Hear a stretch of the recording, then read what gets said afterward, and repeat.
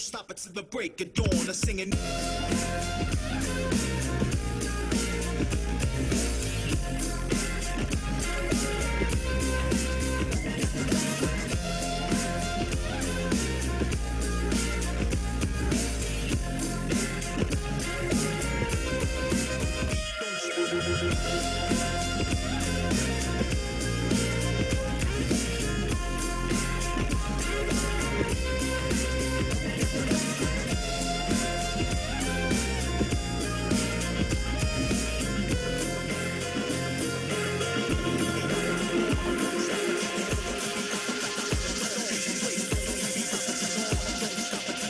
Don't stop it till the break of dawn.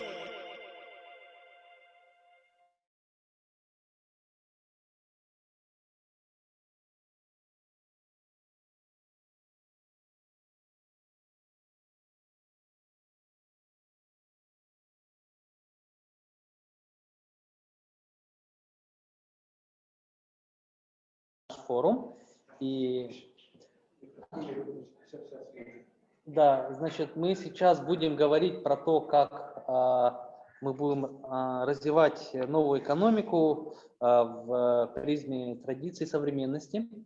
И у нас приглашены в качестве спикеров наши друзья-партнеры, люди, которые вот по этим таким направлениям, которые мы обозначили в описании сессии, работают.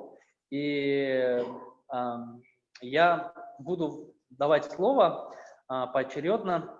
И, кстати говоря, у нас есть сценарий.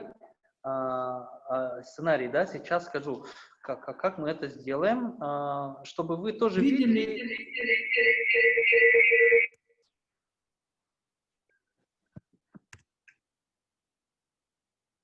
Чтобы видели, да, мы должны были это в самом начале сделать. Но просьба тогда в чат партнеров отправить сценарий, который ты отправляла в начале, да, вот в 10 часов.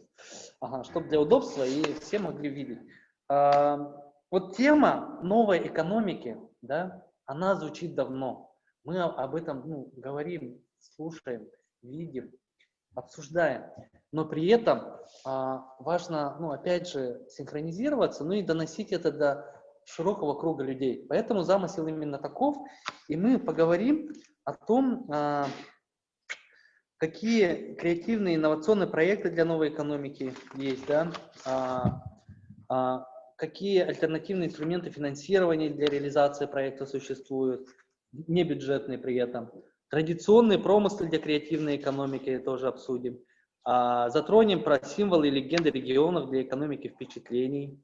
Поговорим про современный облик городской и сельской местности для креативного класса. Ведь эти вещи все взаимосвязаны. И что место, где мы живем и работаем, среда, там, где мы коммуницируем, там, где мы общаемся, где обсуждаем идеи, где мы говорим, давайте запустим стартап, а давайте вот креативные какие-то проекты сделаем. И это все помогает тому, чтобы новая экономика развилась. И у нас большие традиции, да, действительно. Мы очень современные, мы видим, как мир движется, да, как в России интересные вещи происходят. И мы хотели бы это привнести, и мы современные, мы говорим про какие-то такие вещи, которые, может быть, не всегда понятны тем людям, которые занимаются якутской культурой, искусством народным, да, промыслами там, да, и традициями. Мы говорим про креативные индустрии, мы говорим про инновации, мы говорим про дизайн-код и прочее. И давайте подумаем вот в логике традиций, как мы можем сделать так, чтобы современная Якутия, современная наша жизнь, экономика, она развивалась, да, в этом плане. Поэтому вот эти вот вопросы мы затронем, и давайте приступим. Хочу вот задать вопрос нашим коллегам, которые занимаются темой креативной экономики, инновационной экономики, ведь эти экономики, они состоят благодаря коммерческого плана проектам, предпринимателям. Вот Афанасий Савин здесь, да, генеральный директор корпорации развития. Мы с Афанасием тоже в будущем еще там, на других местах, когда работали, Афанасий работал в ЗФУ проректором, я к нему заходил, и про тему новаторства, новаторское движение, там все тоже говорили, и здорово сейчас, в принципе, это все ну, как бы идет и двигается, и реально корпорация Якутии на сегодняшний день является драйвером развития креативной экономики. Вот, и прошу тебя рассказать, что вы делаете и как нам вот в наших современных проектах учесть традиции, как вы учитываете ли? Вот. Прошу, Фатмас. Всем добрый день. Спасибо, Иван, за приглашение. Рад быть здесь на очередном форуме новаторства. Помню, как помогал организовать еще первый форум новаторства, который проходил у нас в университете, на площадке университета. Очень классно, что у нас тоже появляются такие вещи, которые продолжаются достаточно долго и уже стали сами традицией.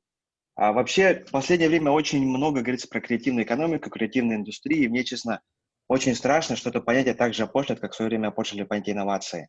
Со всех углов качали инновации, и у нас люди стали заниматься инновациями ради инноваций, совершенно не понимая, что такое инновация. По сути, инновация – это очень простой термин, и там говорить всегда нужно не про инновации и прочее, а просто про рынок, про то, можно ли на чем-то заработать деньги или нет. У нас, к сожалению, многие про это забыли, вот в университете, в частности, такие проблемы были. Поэтому очень часто вот эти понятия, они искажаются. Чтобы говорить понятнее, вообще Якутия стала, наверное, первым регионом страны, где мы на региональном уровне приняли НПА по развитию креативной экономики. Кстати, вот наш документ, концепция развития креативной экономики, она легла в основу многих других региональных документов, например, закон Ханты-Мансийского автономного округа, которым это гордятся по развитию креативной индустрии, он, по сути, полностью копирует нашу концепцию, там, те подходы, которые мы в ней описали. Ну и в целом это очень приятно, потому что мы очень многие регионы тоже по этим вещам консультировали. Команду, например, тех же ханты-мансийских ребят консультируют Тюменскую область, Кемеровскую область, Новгородскую. То есть это та сфера, где у Якутии, по крайней мере, в теоретическом плане, да, в понимании этих вещей реально есть лидерство. И нам очень важно сейчас это лидерство закрепить какими-то реальными проектами, которые мы сейчас реализовываем. Я не думаю, что еще есть много сфер, ну, пожалуй, вот информационные технологии, да, где Якутия может делиться знаниями, делиться смыслами с другими регионами, причем с такими очень сильными и в экономическом плане, и там, в плане развития науки и прочего, технологий, бизнеса. Так вот, чтобы всем было понятно, что такое креативная экономика, как мы ее понимаем в Якутии и транслируем это понимание в другие регионы, это понятие очень часто, потому что когда говорят про креативную экономику, ее отождествляют с креативной индустрией. Мы с этим немножко не согласны. В общем, у нас все зиждется на базовом понятии, это так называемое креативное занятие, ну, или creative occupation. То есть это те виды работ, те виды занятий или должностей, позиций, кому как удобнее, которые изначально основаны на творческом, интеллектуальном начале человека. Таких позиций всего около там 2000, и там, в тех отраслях, где таких позиций более 30%, те отрасли считаются креативными индустриями. Например, в индустрии фотографии 78% работ считаются креативными, поэтому эта индустрия относится к одной из креативных. То есть там, я имею в виду тех людей, не только фотографов, но и тех, кто занимается маркетингом, технологиями, брендингом, коммуникацией, информационными технологиями и так далее. Поэтому здесь всегда базовым понятием является креативное занятие, и поэтому, собственно, исходя из этого, для нас, для Якутии, креативная экономика – это не просто вот маленькая часть экономики, которую называют креативными индустриями, там, которые у нас сейчас, согласно нашему измерению, которое мы, кстати, тоже первым в России сделали, занимает 1,7% от ВРП. Для нас креативная экономика – это про креативность вообще всех отраслей, в том числе традиционных. Потому что на самом деле вот эти креативные занятия, они же есть не только в креативных индустриях, но и во вполне в традиционных отраслях. Например, там, ну, условно, горнодобывающие, то есть даже Валороса или там где-нибудь в авиации. Мы, кстати, тоже измерили креативную интенсивность у себя. Мы, к сожалению, по экономике не можем ее измерить, потому что у нас, когда мы проводим перепись населения, у нас нет такого вопроса, кем ты работаешь, какие у тебя функциональные обязанности, поэтому у нас нет такого массива данных именно в целом по экономике, но мы сделали такое измерение по госкомпаниям, и увидели, что у нас креативная интенсивность всего лишь 1% традиционных отраслей. В Великобритании, например, в традиционных отраслях средняя креативная интенсивность 3%. Но вот более такой яркий пример – это нашей авиакомпании. Мы для примера изучили вакансии всех ведущих авиакомпаний мира. Мы, к сожалению, штатное расписание их не можем смотреть, но увидели их вакансии. И оказывается, у них в такой вроде как, казалось бы, супер традиционной отрасли, консервативной, как авиация, от 25 до 45% вакансий – это креативные занятия. То есть это те люди, которые занимаются маркетингом, аналитикой, брендингом, коммуникациями. И мы для примера сравнили с нашими компаниями, с Якутией, полярными авиалиниями, с Алросой. У них таких вакансий ровно 0. То есть получается, что они там набирают на работу техников, борт-инженеров, проводников, пилотов. То есть тех людей, которые, по сути, занимаются операционной деятельностью. Но они, к сожалению, не создают добавленную стоимость, они ее не генерируют. Поэтому это на самом деле большая проблема, и мы недавно вот эту концепцию сделали, с ней, кстати, кто-то не соглашался, например, в МГУ так посмотрели скептически, является ли все-таки повышение креативной интенсивности ключом там, к масштабированию, к развитию компаний. Мы в это верим. И недавно, кстати, увидели пример, когда концерн Калашников, они, правда, конечно, это делали, не имея в виду, что вот повышение креативной интенсивности приводит там к развитию бизнеса, они просто взяли и в один момент решили сделать ставку на дизайн, на креатив, и таким образом они полностью там пересмотрели всю свою линейку продукции, и у них продажи выросли сейчас на 30%, ну и дальше эта компания очень так стремительно развивается. То есть мы увидели, что эти кейсы, в принципе, они находят подтверждение, поэтому на пути вот, к созданию креативной экономики, как ни странно, мы начали вообще с госкомпаний. То есть мы выбрали 5 госкомпаний, авиакомпании Якутия, хлебокомбинат, ну и некоторые другие, Алмаз-Энергетбанк, и мы им через МИЗО поставили КПЕ, что у вас для каждой из компаний индивидуально разработали показатели, что у вас должно быть столько-то примерно там креативных работников. Причем мы не просто так бросили им такую кость, да, типа, знаете, там, выполняйте. Мы для них сделали программу обучающую, глобальный бизнес, и вместе вот с практиками, ведущими российскими, там, из Яндекса, из Озона, там, из крупнейших компаний, там, в том числе и ритейла, FMCG сегмента, разрабатываем для этих компаний новые маркетинговые стратегии.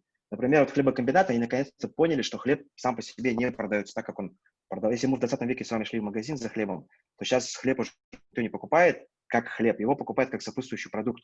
И поэтому в образах, которые там рекламируют, в том числе хлебокомбинат, он должен рекламировать не хлеб, он должен продавать, по сути, другие продукты.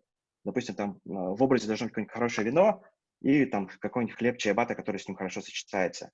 И вот это они поняли, и у них теперь есть цель там не просто здесь на рынке вырасти на 30%, а реально стать там такой большой федеральной компанией, выйти за пределы региона, потому что мы считаем, что наши госкомпании, они вообще делают большую ошибку, что они сидят только вот Сахалнефтегазбыт, но почему ему не стать как Татнефть, или почему той же Якутии не стать как S7? И мы поэтому будем их пушить для того, чтобы они не пытались вот на маленьком якутском рынке, который уменьшается постоянно, который там оттяпывают большие компании, другие приходят, пытались здесь как-то развиться, а все-таки стремились к тому, чтобы стать действительно большими федеральными международными компаниями. Второе направление, которое мы делаем, это, конечно, содействие развитию творческого потенциала населения, ну, собственно, развитие самих креативных индустрий. Здесь у нас базовый проект – это «Квартал труда», креативный кластер. Это, по сути, такой вот технопарк для креативщиков. Вот есть IT-парк, где сидят айтишники, а есть креативный кластер, где сидят креативщики. При этом мы все креативные кластеры, которые в стране изучили, и, к сожалению, многие из них превратились просто в торговые центры, типа Флакона. Потому что там не обеспечится должное культурное программирование, и у нас поэтому в кластере будет очень мощная образовательная функция, например, как WordPlay и сеть Британка, который, по сути, обеспечит приток людей, обеспечит культурное программирование. Поэтому у нас мы создаем школу глобального бизнеса, вот на основе этой программы глобального бизнеса создаем эту школу здесь, в Якутске, и тоже будем запускать программы в области маркетинга, брендинга, в области там, продюсирования, анимации, разработки игр. То есть это будет такой реальный международный проект, который мы потом будем масштабировать на другие регионы, и мы хотим, чтобы вот эта компонента у нас действительно очень сильно в регионе развивалась, чтобы мы умели не только делать, но и продавать там, в том числе по всему миру.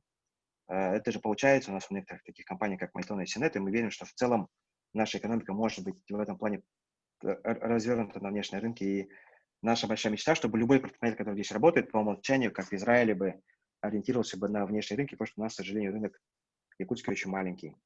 У меня все по докладу. Ну, Да. вот мои такие экспромтом, пару копеек. Да, Афанасий, ну действительно, вот видение того, как креативная экономика должна развиваться, здесь у нас, ну, Якутия отличается, вот креативность в традиционных отраслях, чем больше мы там будем креативные профессии внедрять, да, и работать в этих профессиях, тогда и все вместе будет развиваться, и действительно будем ощущать креативность. И знаешь, вот когда ты сказал про авиакомпании, то у меня вспомнился кейс Virgin Airlines, где Ричард Брэнсон в 80-х годах сделал революцию, ну не революцию в авиационной отрасли, да, а именно за счет креатива выиграл крупную вот эту британскую авиакомпанию. То есть он стал круче. И внутри, в самолете, появилось места, где, по-моему, там делают маникюр. А что, если у нас в авиакомпании Якутии появится пространство коллективной работы, коворкинги, когда можно вот прийти, обсуждать какие-то вещи, там, мероприятия проводить на какие-то иные темы? Ну, тоже такая вот креативная идея, да? Можно я продолжу? Да, давай. Потому что, Так. ну, как бы хочется продолжить мысли Афанасия Афанасьевича местами, да? Говоря вот о новой экономике, есть такой кейс Китая, который сейчас все обсуждают, да, все любят его обсуждать. Ну и любят рассуждать о китайском экономическом чуде. На самом деле китайское экономическое чудо с чего началось, да? Начали они с того, что отправили 200 китайских студентов в Гарвард и в другие бизнес-школы учиться в первую очередь маркетингу. Эти ребята приехали, и китайское экономическое чудо с этого началось. Видимо, китайцы даже сами не очень понимали, что такое маркетинг, но раз решили строить рыночную экономику, то отправили учиться людей на маркетологов. И в чем на самом деле была ключевая проблема Советского Союза? Да? Мы делали прекрасные самолеты, там те же Русланы, судостроение у нас развитое было. Нива на самом деле неплохо экспортировалась. Там, ну, были на самом деле достаточно развитые индустрии, которые могли бы быть, казалось бы, коммерчески успешными на внешних рынках. Проблема была в том, что маркетологов не было. Ну и все мы это на себе ощутили, да, все, наверное, помнят, как нам всем плохо было в 90-е.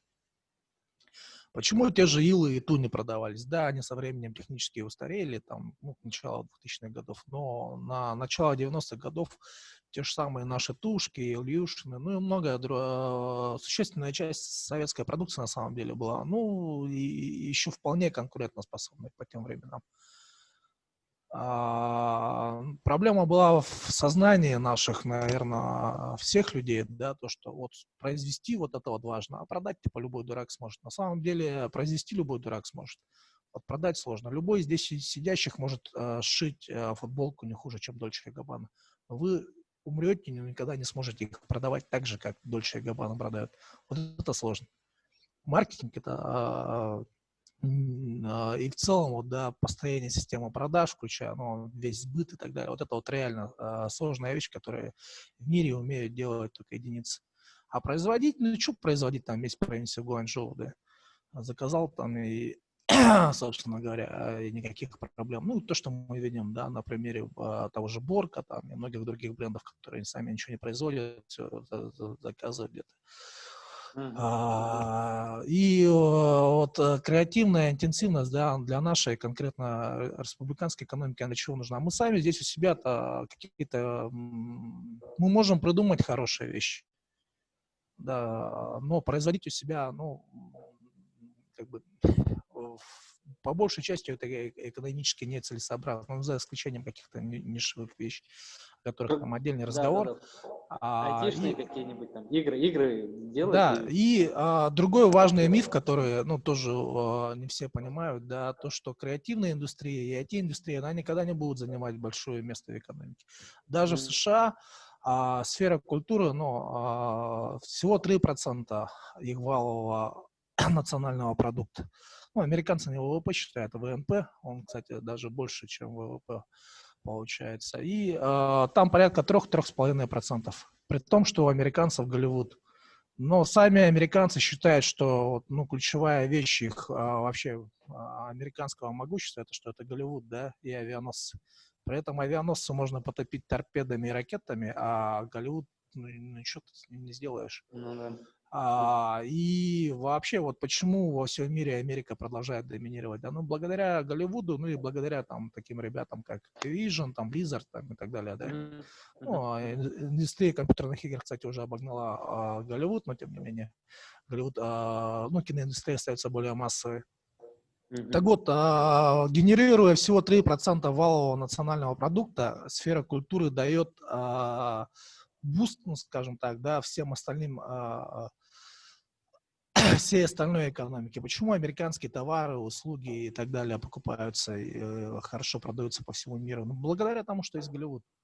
Да, есть американская мечта, вот это вся эта история, и люди как бы поэтому доверяют американским товарам, услугам и всему прочему.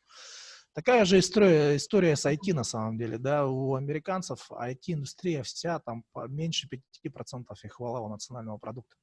Но она дает тоже, во-первых, она естественным образом повышает эффективность всех остальных отраслей. Ну, это само собой понятно, да, что если у тебя там трактор John Deere, который сам поле пашет, то у тебя и сельское хозяйство более развитое и так далее и тому подобное. Это понятно. Но есть и другие эффекты, на самом деле. IT-индустрия в последнее время, особенно агрегаторы, наоборот, несколько снижают экономический рост. Ну, потому что, ну, видим, Airbnb убивает там гостиничную отрасль там, и так далее. Да? Ну, вообще, в целом, агрегаторы, они не всегда прямой экономический эффект от них не всегда приводит к росту ВВП. Но дело в том, что ВВП сам по себе показатель такой специфический. Мгм. Для Мгм. конечного потребителя это в любом случае бенефит, да, так или иначе. Ну, потому Мгм. что повышается его удобство жизни там, и так далее. А то, что там ну, просто вместо платной услуги он может начать получать бесплатную услугу там, и так далее. Или Мгм. цена услуги становится резко меньше, соответственно, ну, ВВП снижается, но это как бы другие эффекты, о которых как бы сейчас Мгм. рассуждать не будем. Так вот, Да. вот то, что сейчас делает корпорация развития Якутии, да, это вот повышение креативной интенсивности всех наших отраслей. Она для чего вообще нужна? Не для того, чтобы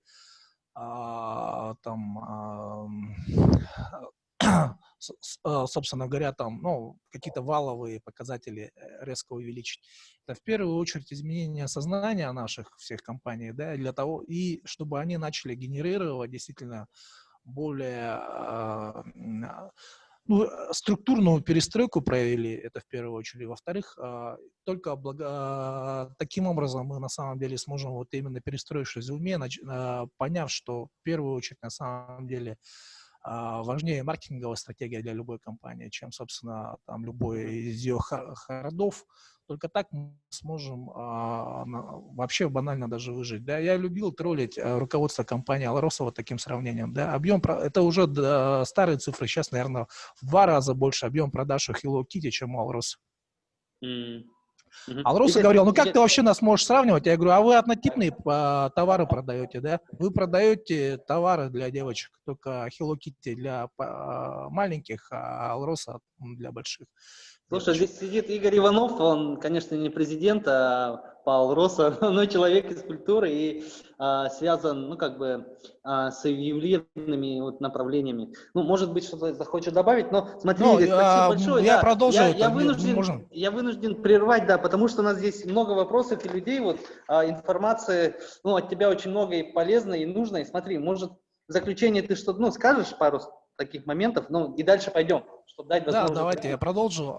Ну, кратко резюмирую, да, я Ага. уже и так завершал.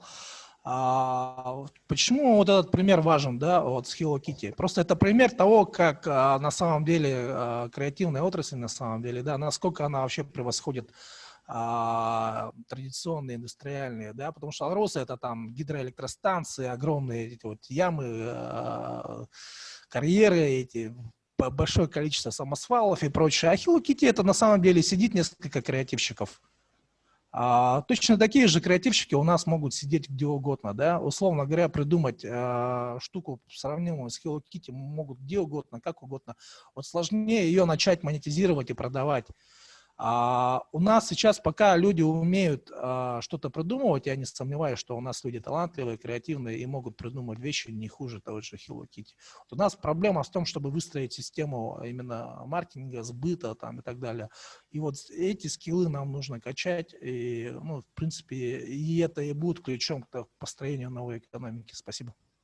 Да, Игорь, спасибо большое, что обратил внимание на такие моменты, как маркетинг, это специальные знания и умения, и все-таки брендинг тоже надо уметь делать. И если мы говорим про современность, и еще и при этом учитываем, что наша современность, она связана и с традициями, с прошлым, да, просто вот этот момент тоже нам очень важно учитывать специфику нашей республики, культуры, идентичности, как-то это встроить в новую экономику, в частности, в креативную. Вот. Бренды это бренды, да. Смотрите, тогда идем дальше. Сейчас перейдем к инновационной части, к технологичной такой истории. Хотел бы передать слово Петру Габышеву, директору технопарка Якутия. Вот. И, друзья, у нас время будет, еще час. Надо будет всех услышать, постараться там. Где-то я буду, если слишком долго, включаться. Петр, ты здесь? Да, Иван, спасибо. Коллеги, добрый день. Спасибо за приглашение. Рад выступить на этом таком форуме. Рад всех видеть, ваши счастливые лица. Хочу немножко поднять градус дискуссии. Вот Игорь тут напал на отрасль IT. Небольшой сейчас такое будет отбивка такая. По данным сайта itworld.ru, в 2018 году доля IT-индустрии в экономике США составила 2,1 триллиона долларов, что составило больше 10% ВВП.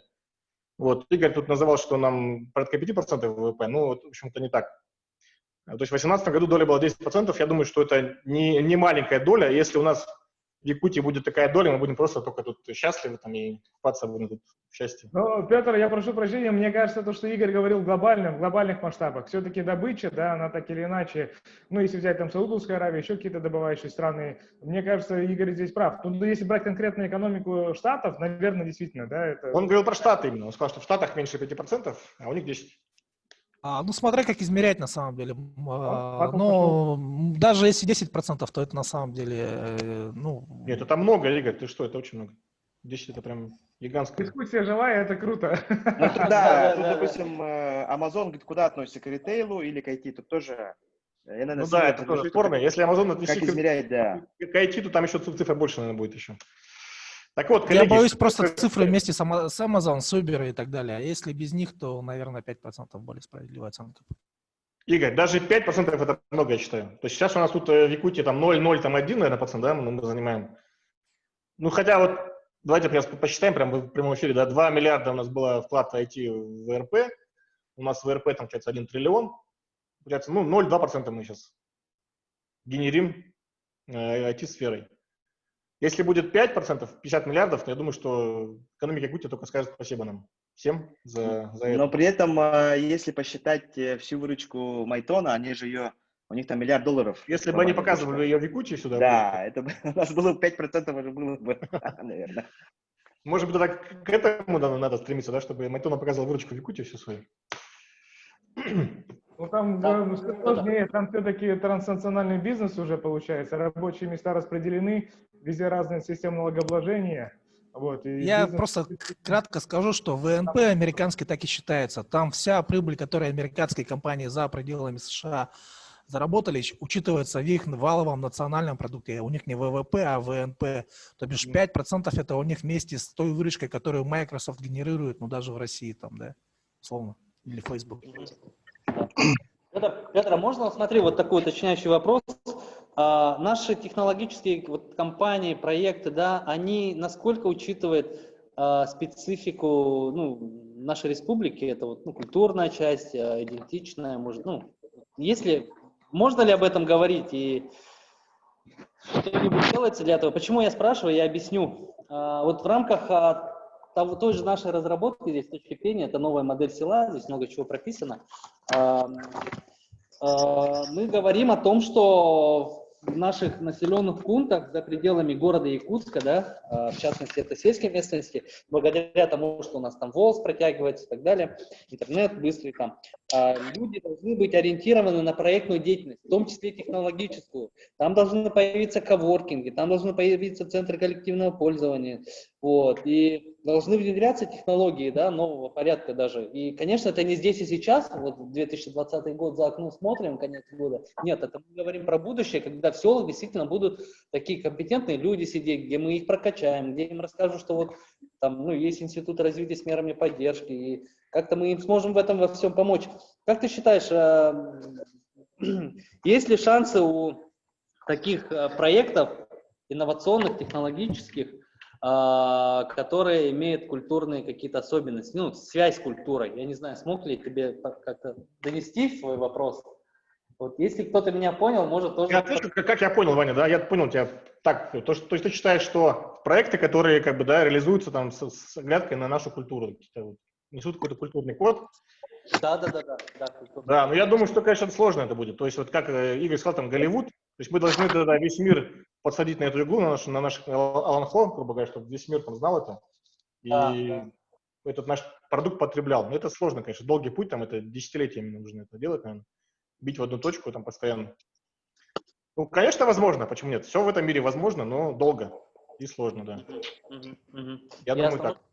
Да, мы недавно проводили, значит, акселерационную программу для специалистов в сфере культуры, то есть для того, чтобы перезагрузить культурные центры, дома культуры. И там очень много было айтишных проектов. Вот реально. Магазины вплоть, да. Но, конечно, давно, возможно, пройденный этап на уровне города Якутск, когда вот такие проекты там какие-то возникают и появляются там на хакатонах. Но там они много про IT, туризм, культура, сохранение там, что-то еще, маршруты туристические, там, продажа якутских товаров, да, которые создаются нашими мастерами якутскими. Вот. Ну ладно, ага. Есть еще, коллеги, что-нибудь сказать про такие технологичные проекты? Я добавлю, да, что, смотри, ты сказал сейчас про село. Как раз же мы сейчас этим занимаемся, мы же сейчас прошли в районы и открываем районные эпицентры. И эта практика вообще, она уникальная в России, никто этим не занимается. То есть все стремятся там попасть в Москву, да там открыть свой филиал в Москве, там, да, в Питере, там, не знаю, где-нибудь в Иваново. Ну, в таких больших там, да, в центрах разработки. А мы идем вот в село, в районы, открываем эти центры и создаем как раз такие вот возможности для сельчан развиваться там на местах. То есть там есть, мы считаем, есть там ребята, которые могут тоже там генерить продукт, там что-то делать, и мы их будем поддерживать в этом плане. То есть мы сейчас вот прирастаем селами. Ну, кстати, мы не забываем еще про российский уровень, там федеральный, международный уровень тоже, мы сейчас растем и туда. Недавно вот пошла вот экспедиция у нас, которая показала, что есть спрос и на федеральном уровне на наши, да, на наши, скажем так, то, что Афанасий говорил, наши скиллы, да, наши консультации. Мы там консультируем Сахалинскую область там, по инновациям, Камчатку уже вот ездили недавно тоже летом. То есть люди смотрят на Якутию и уже знают бренд Якутия, что Якутия регион инновационный, продвинутый, креативный, и что у них есть чему поучиться. Супер. Да, действительно, люди же в современном мире, хоть и люди из традиций на селе, они самореализуются и ищут возможности для самореализации. А для этого есть, можно делать стартапы технологические, креативные. И давайте, это здорово, что такие эти центры появляются. Мы синхронизированно работаем, и появятся еще сельские пространства сайды, в том числе там, где можно креативными вещами заниматься. Хорошо, друзья, мы будем сейчас дальше двигаться. А если Анисия Лазарева, есть что сказать, может, у вас на базе?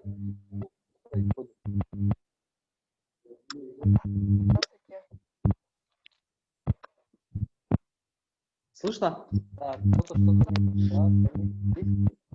я вижу тебя, но не слышно тебя. А так? Так слышно, да? Слушаем. Да, я вот поддерживаю все, что было сказано.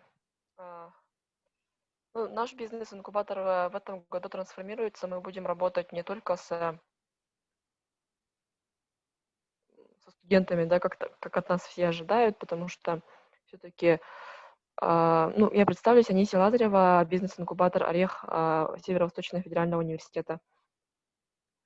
поскольку, как показывают опросы, да, предпринимательской деятельностью хотят заниматься не только молодые люди, да, предпринимательской деятельностью хотят заниматься люди всех возрастов, и как бизнес-инкубатор, находящийся в университете, мы можем помогать не только студентам, да, начать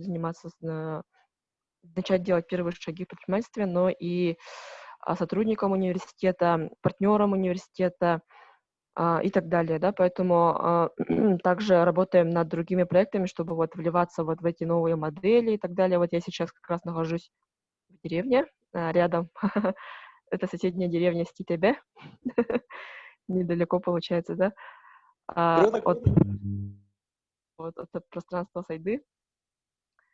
Ага, и вот недавно я стала общественным представителем агентства стратегических инициатив по направлению молодежное предпринимательство. И будем активно тоже вот со всеми вами работать по данному направлению. На этом у меня все. Всем спасибо.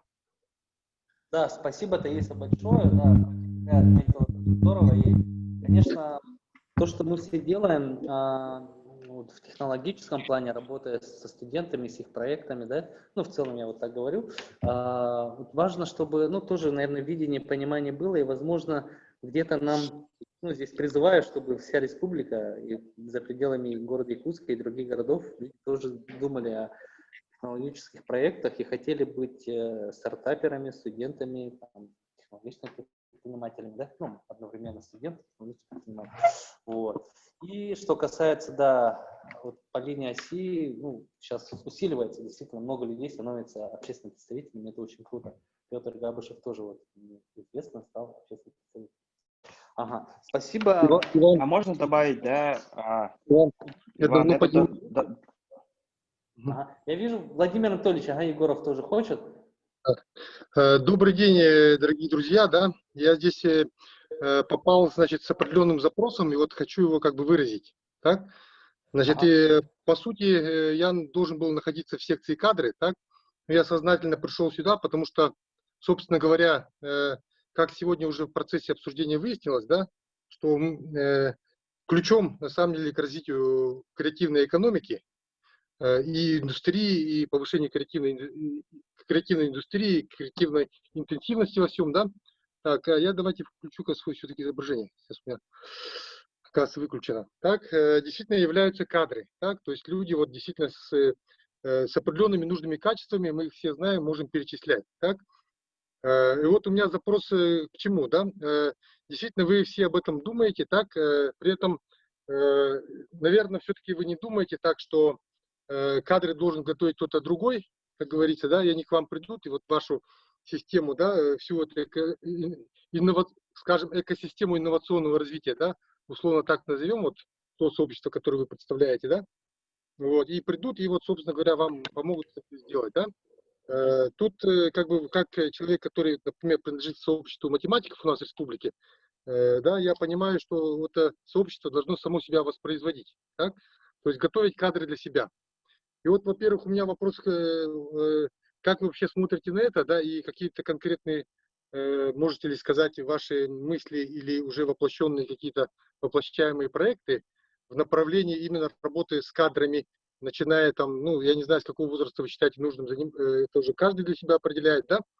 Какие-то кейсы я знаю, конечно, да, но вот, тем не менее, общие подходы, действительно ли они у вас вот именно такие, как я думаю, да, и что вы думаете еще, в принципе, делать, да, и еще один конкретный такой вопрос, значит, ну, у меня есть определенный проект, который я рассматриваю, ну, как такую вот точку входа вот в эту всю систему, так, для людей, которые вот действительно будут потом развивать именно креативную экономику, так, и хотел бы понять, есть ли вообще потребность вот в этом, или, в принципе, уже ничего не нужно, просто нужно как бы вот то, что имеется, этого достаточно для того, чтобы, значит, менять вот эту ситуацию. Ну, то есть вообще развивать креативную экономику.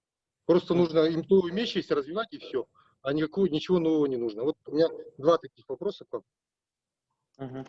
Так, смотрите, Я прокомментирую, пожалуйста, у меня, потому что Владимир Анатольевич, он поднял очень важный вопрос. Да. Я бы хотел бы сказать, вот как рассказать про один из инструментов, который мы сейчас вот с Высшей школы инновационного менеджмента СВФУ внедряем. Абсолютно верно то, что кадры надо готовить, их надо уже сейчас, потому что, ну, если говорить о будущем, да, надо предпринять конкретные действия для того, чтобы это будущее свершилось. Вот, и именно было в том виде, в котором мы его представляем. И сейчас необходимо вкладывать в кадры, это точно. И самый главный вот поставщик все-таки талантов – это университеты.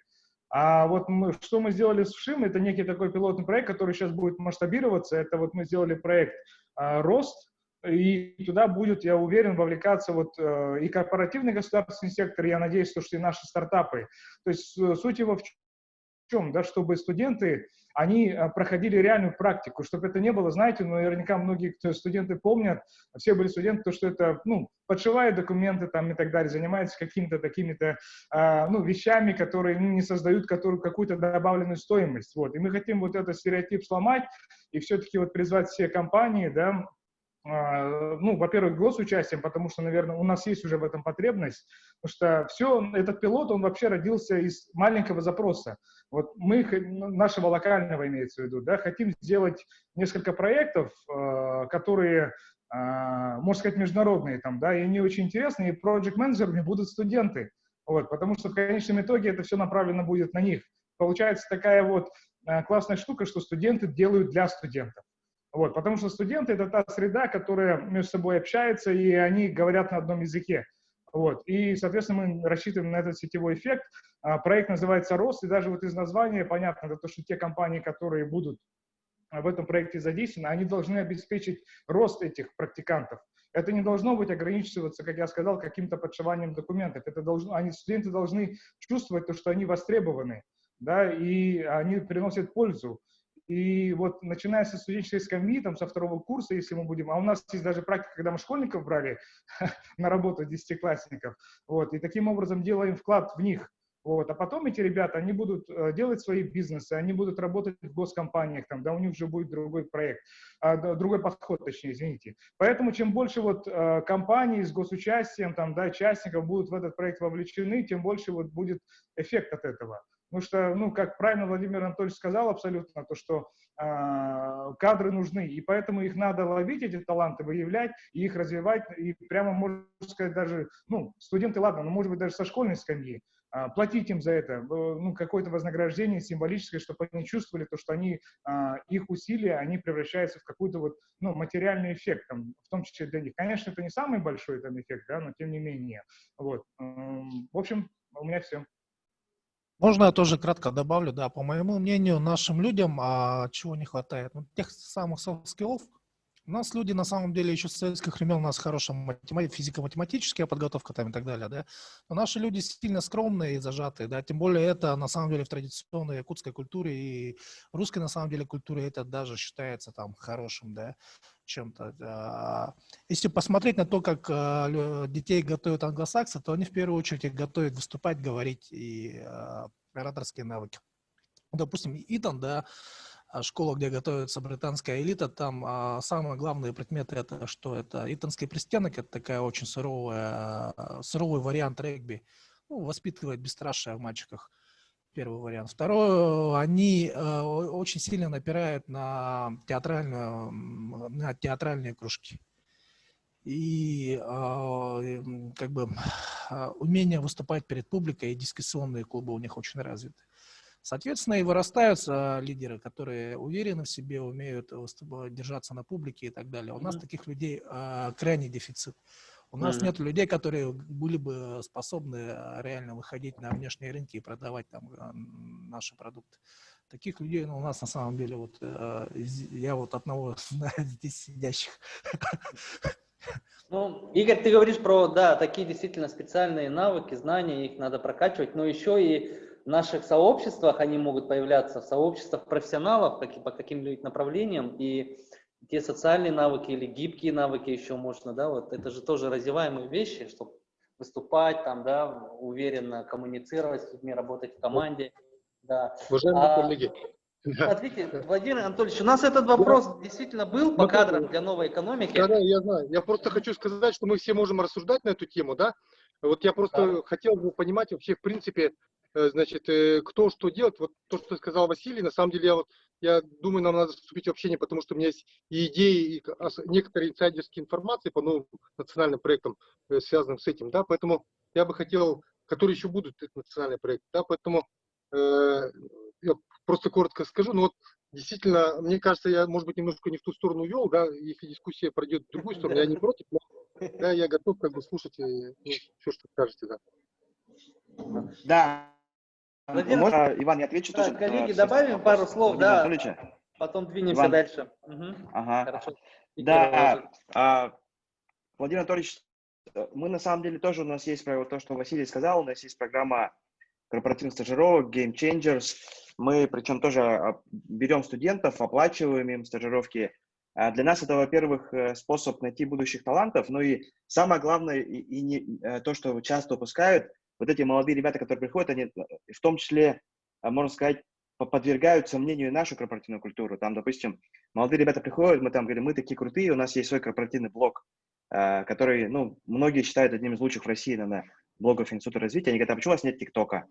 Типа, вот у молодого поколения, типа, есть запрос на ТикТок. Почему вы там не... Мы говорим, мы поддерживаем там тех, кто... Вот мы хотим поддерживать киношников. Они говорят, почему вы не поддерживаете там тех, кто делает цифровой контент? Типа, ТикТок — это тоже цифровой контент, условно, или подкасты. И поэтому вот это очень важно. Я сам, вот как Василий говорил в свое время, когда я проходил в том же, по-моему, назывался РИКа, Республиканское информационно-консалтинговое агентство, практику я тоже вот брал, экселил, документики стоял. То есть практика была в основном в этом. Воспринималась как повинность. Поэтому то, что сказал Василий, это очень правильно. И студенты, они во многом даже могут быть в чем-то обладать какими-то дополнительными компетенциями, которые мы не обладаем. Ну и конкретный кейс, вот я уже сказал про нашу школу глобального бизнеса. Также мы совместно при вашей поддержке, когда вы были министром образования, Владимир Анатольевич, запустили проект по обучению наших ребят в бакалавриате в ведущих вузах как раз по маркетингу и бренд-менеджменту. 20 целевых мест для этого было выбито в МГУ, в ВШЕ, в РЭШ, по-моему, и РУДН. То есть этот проект, я надеюсь, тоже будет дальше продолжаться, и наши ребята будут действительно в топовые университеты поступать. И у меня со своей стороны тоже вот есть запрос к фонду будущего поколения. У нас вот очень много ребят, ну, средний возраст, наверное, тут лет 30, да, тех, кто сидит. И вот эти ребята, и как раз в Европе, на самом деле, средний возраст в магистратуре 29 лет. Допустим, я думаю, что многие из этих ребят, они не прочь были бы где-нибудь поучиться, там, поступить, не знаю, в Стэнфорд или там Сколково бизнес-школу, потому что вот именно получение знаний после того, как ты уже там в карьере чего-то там, может быть, добился, получил какие-то навыки, и потом хочешь отшлифовать, вот это, мне кажется, тоже очень критически важно. У нас, к сожалению, на уровне страны и республики таких программ поддержки нет. Они, допустим, есть даже в Грузии, там, в Казахстане есть программа «Балашак». И нам бы очень хотелось, я думаю, что многих не представляет, чтобы у нас в республике тоже, ну, хотя бы несколько человек в год оплачивали бы, если человек сам причем поступил, там, в топовые бизнес-школы, чтобы вот это обучение у нас как-то софинансировалось. И мне кажется, это тоже дало бы такой большой эффект. Спасибо. Да, коллеги, смотрите, я предлагаю вот эту тему еще отдельно нам обсудить. Мы же в «Точке пения» любим поднимать те насущные вопросы, которые действительно интересны тем, кто приходит сюда, пользуется пространством. Мы обязательно это сделаем. И чуть попозже, возможно, еще проговорим про кадры, так как отдельно это у нас направление там идет в 11:30, как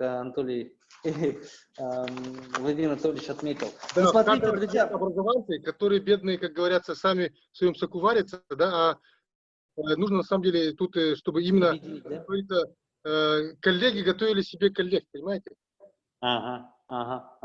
Ну, там замысел там таков, что про школу 2.0, школа нового типа, роль сообществ и управление образованием, типа вот такие темы должны были там обсуждать. Да, я согласен, что это отдельная тема, которая в рамках сегодняшней дискуссии она должна быть локальной. Можно вынести ее дальше. Я готов, как говорится, тоже участвовать в этом.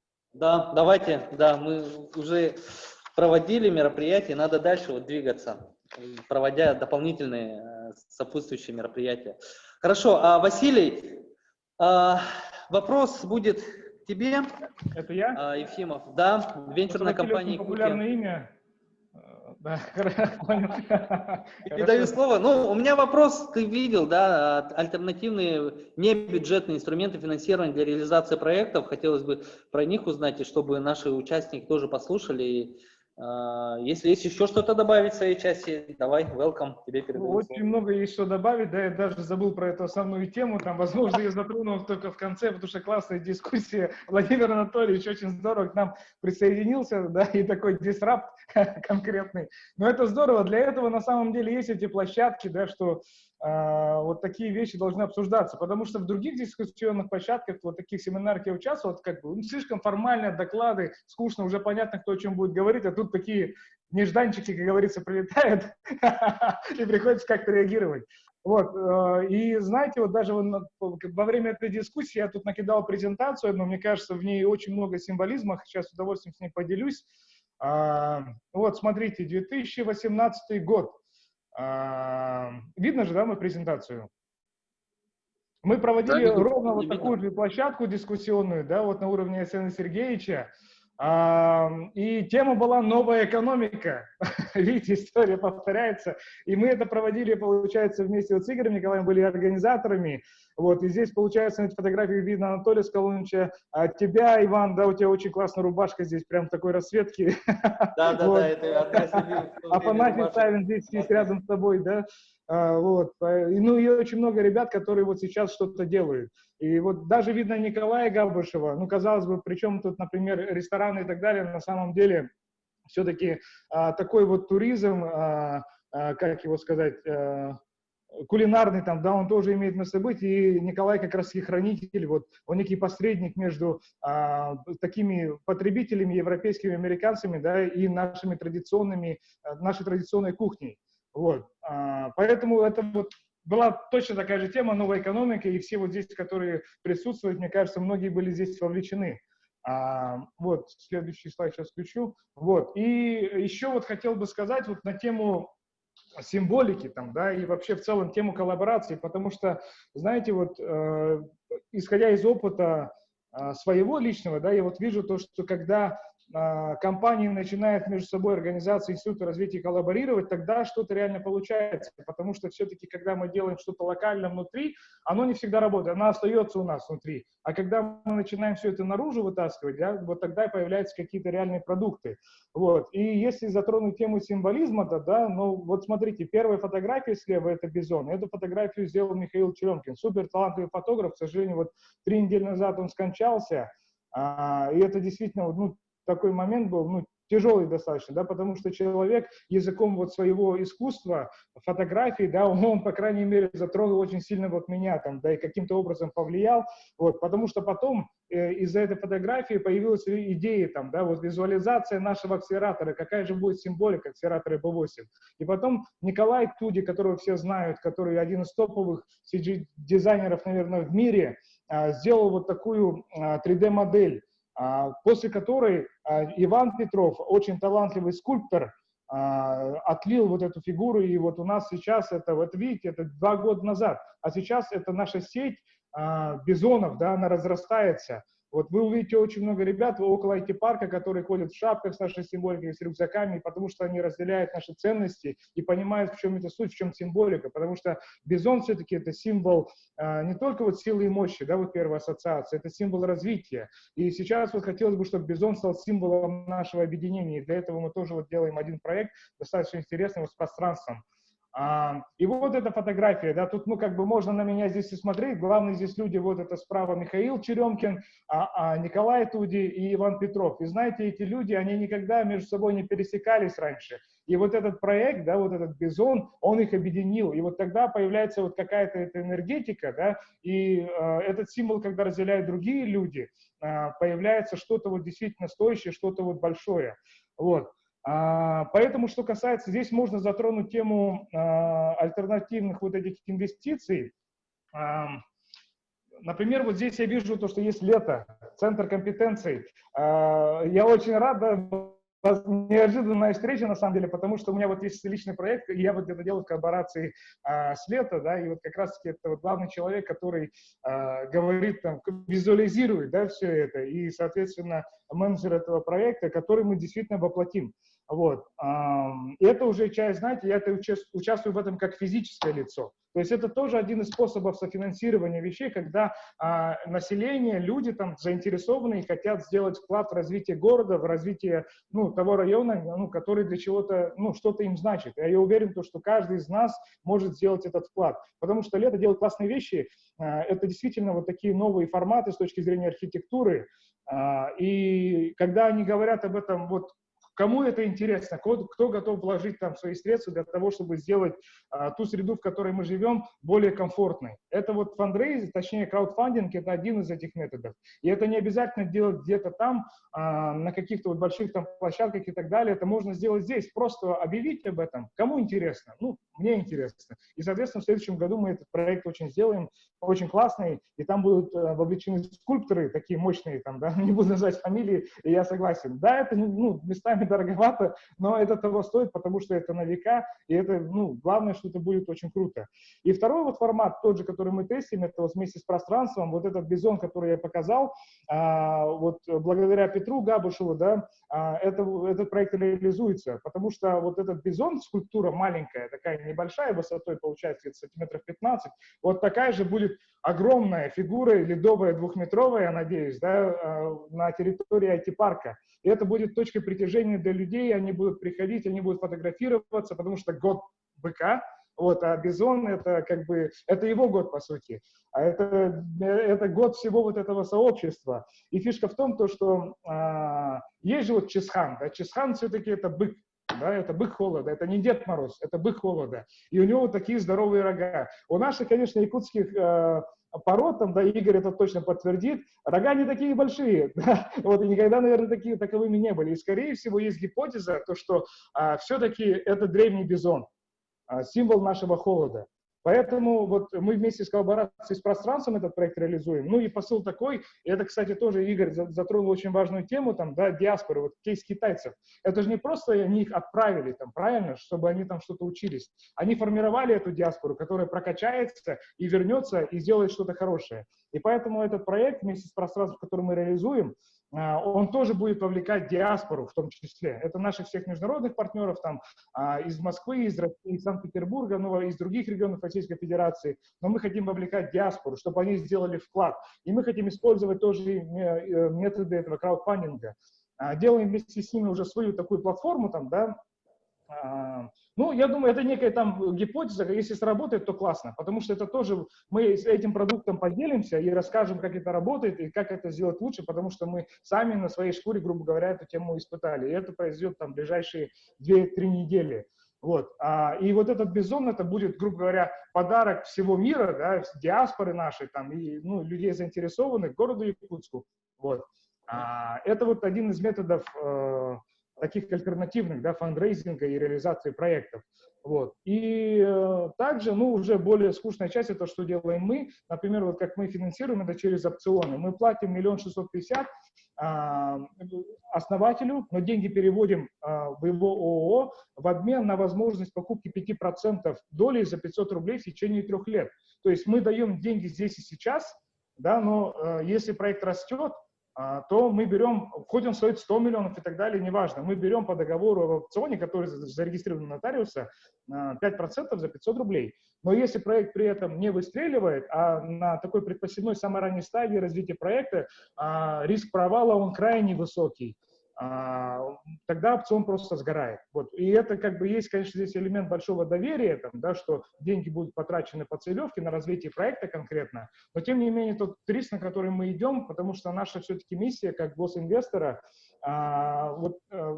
взращивать, точнее создавать благодатную почву. Вот. И для этого надо использовать правильные инструменты. И сейчас еще один инструмент, который мы с коллегами обкатываем, надеюсь, мы его применим, это вот в связи с тем, что ковид и так далее, пандемия, многие венчурные инвесторы, они больше сконцентрируются на своем действующем портфеле. Они не инвестируют в другие там стартапы, потому что, сейчас для всех тяжело, всему миру, и действительно все уже сравнялись там, да, с точки зрения проблематики, потому что сейчас всем тяжело. Вот. Сейчас набирает такой популярность инструмент, как revenue-based finance, то есть это финансирование основано на выручке. То есть мы что хотим сделать? Мы хотим использовать традиционные инструменты, как займы, только мы даем конкретно на развитие, на маркетинг, и при этом процент формируется, да, есть какая-то фиксированная часть, но при этом мы имеем долю выручки. Вот. То есть в обмен на то, что мы не заходим в проект как дольщик, там, да, потому что любой основатель, он очень, ну, правильный основатель, он очень щепетильно относится к доле, он ее не хочет размывать, но при этом ему нужны средства. Вот. И это такой интересный инструмент, который может удовлетворить обе стороны, потому что мы, как венчурный инвестор, мы мечтаем об иксах, то, что у нас будет там 2х, 3х и так далее от наших инвестиций. И это некий такой компромиссный инструмент. Но сейчас у нас, мы практику нарабатываем, мы сейчас вот с нашей командой, юристами, там, корпоративщиками думаем, как его правильно упаковать, но уже, возможно, вот в декабре мы одну сделку совершим по вот этому новому инструменту, ну и дальше будем им делиться и уже слушать там других экспертов, насколько этот инструмент применим. Там очень много нюансов, вплоть до судебной практики, да, то, что это нестандартно, когда, ну, всем понятно, когда у тебя есть займ, это просто проценты, правильно? А когда ты начинаешь уже говорить то, что я как займодавец имею интересы выручки, там, 2-5%, там, да, в зависимости от этих показателей, тут как бы начинается некий этот, ну, люди путаются, а что это? Ну, потому что, ну, будет суд, например, да, как бы, и будут разбирательства, почему так, как посчитали, потому что всем проще сказать, давайте делать 100% годовых займов. Но это никому не понравится, там, да. Но если упаковать продукт правильно, его правильно позиционировать, там, да, и с основателем все это согласовать, мы это не 100% годовых, это мы делимся с тобой, то есть ты с нами делишься 2% там, или 5% от своей выручки, потому что мы заинтересованы в твоем росте, и нам нужны иксы как венчурному инвестору. Вот. Ну, это что касается новых, потому что, видите, фишка в чем, вот подытоживая, да, то, что на самом деле, вот, у нас очень классная площадка, там, да, как у региона, пробовать новые финансовые инструменты. Вот как этот опцион, это абсолютно новое применение этого опциона стандартного. То же самое с займом мы сейчас делаем. Мы хотим его применить по-новому, но мы при этом думаем о получателе этого финансирования, да, насколько это уместно для него, а потом уже, ну, думаем, как это для нас будет прикольно. Там. Ну, если это будет обеспечивать иксы, для нас, конечно, это очень интересно. Поэтому вот хотел бы всех призвать думать вот о новых инструментах, потому что на самом деле все это на поверхности лежит, это просто надо взять и сделать. Вот. Спасибо, у меня все. Да, Василий, спасибо большое. Вот 3 пункта я, ну, как обозначил, то, что ты, ну, в своем выступлении говорил. Вот последние — это такие профессиональные моменты по инвестированию, да, по привлечению, не знаю, там, финансирования на проекты. Но до этого надо дорасти, чтобы получить венчурные средства, да. И есть еще другие, как краудфандинг, это вполне реальный инструмент, и действительно вот в Якутии есть проекты, которые на краудфандинговых платформах, там, Kickstarter или Boomstarter, Да, наши выпускники, уже наши привлекали. подняли. Вот эта тема очень крутая. Ее бы нам продвинуть, ну, как бы и в села, и везде, чтобы люди могли действительно пользоваться этим. Потом, по поводу вот того, что, ну, коллаборации между представителями разных, ну, вот, творческих профессий, это действительно круто, и нужны коммуникации, нужны проекты, нужны инициаторы, и надеемся, что здесь рядом с IT-парком внизу на Ленина 1 появится Бизон и будет олицетворять инновационный год быка, потому что Бизон, он тоже такой символ определенный для республики нашей. Вот. И что касается, да, вот новой экономики, действительно было вот то мероприятие классное. И сейчас мы вот современность хотим как-то вот связать с традиционностью. Возможно, ну, не знаю, вот пощупать, посмотреть, потому что там есть тоже потенциал определенный. Надеемся, что получится. И сейчас мы перейдем к следующему спикеру. Я надеюсь, она здесь. Аргалана Игнатьева, ректор АГИКИ. Вы здесь, да? Хотели бы услышать ваше мнение относительно традиционных промыслов, насколько они могут быть креативны и как АГИКИ в этом плане работает. Есть ли здесь наш спикер? Так, был на связи до этого. Вводную часть, я точно знаю, слушали, но слушали через YouTube. Надеюсь, вы здесь вернулись. Так, друзья, ну, смотрите, я считаю, что вот по традиционным, ну, промыслам, тот же человек, который создает фигуру бизона, ну, это же не чистой воды, все-таки креативная индустрия. Ну, вообще, если вдаваться в детали, индустрия — это когда весь рынок работает и как бы полноценно выстроена комплексная такая вот работа, да, чтобы в индустрии тот или иной продукт, либо человек, который имеет талант, он выстрелил и появился какой-то коммерческий продукт. А можем ли мы, друзья, традиционный, смотрите, традиционный промысел — это то, что вот связано с созданием таких товаров, handmade, да, вот, там, не знаю, ножи люди делают, якутские ножи известные, там, сувениры и прочее. Насколько мы можем сделать из этого продукты новой экономики, как мы можем их сделать более такими действительно продаваемыми, и с чем мы можем это связать? Может быть, с технологиями, может быть, с креативными такими вещами. Если у кого есть мысли? Есть. Разрешите? Я... Игорь, давай. Ага. Я не так давно в Москве был, да, в одном магазине, где продавались японские ножи, их цена начиналась от 60 тысяч. Потому что эти ножи там, не сильно лучше наших там и так далее. При этом вот, если посмотреть на успех той же Японии, да, и этот же путь потом повторяла Корея, они целенаправленно развивали свои национальные промыслы, через это на самом деле пытались продавать все свои остальные товары. И, допустим, и у корейцев, и у японцев, они на государственном уровне поддерживают рестораны своей кухни за пределами своей страны. Допустим, мы можем это увидеть даже по LG Саха-центру, где есть ресторан корейской кухни, который, безусловно, субсидируется корейским правительством. То бишь, у них логика такая: человек поел корейскую еду, скорее всего, если она ему понравится, он может купить телефон Samsung, а потом, может быть, и машину там Kia или Hyundai. Да, и для чего им нужны вот в этой парадигме традиционные промыслы? Те же японцы, они на самом деле, причем тоже на государственном уровне, я вот много раз в Москве, когда был, ходил на их музейные выставки, которые их правительство спонсирует, где вот они рассказывают по традиции изготовления своей катаны там и так далее, да, и что вот японский хай-тек, он вышел из этого кузнечного дела, из того, что вот они с древности умели делать хорошие мечи, это очень, там прекрасно объясняют, там и так далее, и тому подобное. И вот на самом деле это такой способ продвижения вообще всей национальной продукции. Его очень хорошо, на примере кейса Японии как раз это прекрасно видно, но на самом деле похожая история и у многих других, да, и в том числе европейских там государств. Вот те же немцы, они тоже активно используют там свой кузнецов из Золингена для продвижения всех немецких товаров и так далее. Поэтому я считаю, что сами по себе традиционные промыслы, они не способны генерировать большую добавленную стоимость, но они могли бы быть частью вообще в целом продвижения продукции республики, и здесь нам добавлять, да. Это первый момент. Второй момент, они важны именно в плане организации, наверное, культуры производства, чего нам не хватает.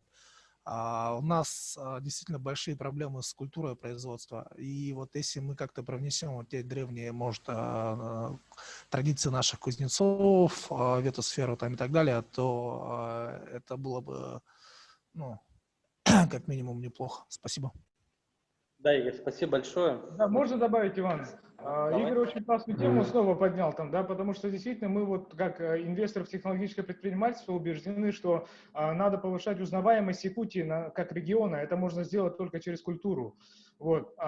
И еще вот подтверждение того, что это можно сделать, да, конечно, масштабы не такие большие. Это, например, вот в 2003-2004 году, по-моему, да, в 2004 году, еще вот когда я учился в Ирландии, я решил там на eBay, в общем, тот хозяин дома, у которого я арендовал квартиру, он активно торговал коллекционными монетами на eBay. Покупал, перепродавал там и так далее. Вот, это 2004 год. Вот, и потом я когда-то просто вот зашел там, посмотрел, набрал там Якутия, интересно, а есть что-нибудь там якутское? И в 2004 году уже кто-то продавал вот эти брелки из бивней мамонта за неплохие как бы деньги, и, видимо, покупатели были. Конечно, это вот, как правильно Игорь сказал, то, что это не даст огромный там экономический эффект, да, с точки зрения добавленной стоимости, но тем не менее, как бы этот человек уже тогда, интересно, кто это был, он протоптал дорожку, по сути, экспорта, вот какого-то традиционного ремесла. И еще есть, мне кажется, вот большие возможности, у нас тоже есть выпускник нашего акселератора Тутум Фитнес.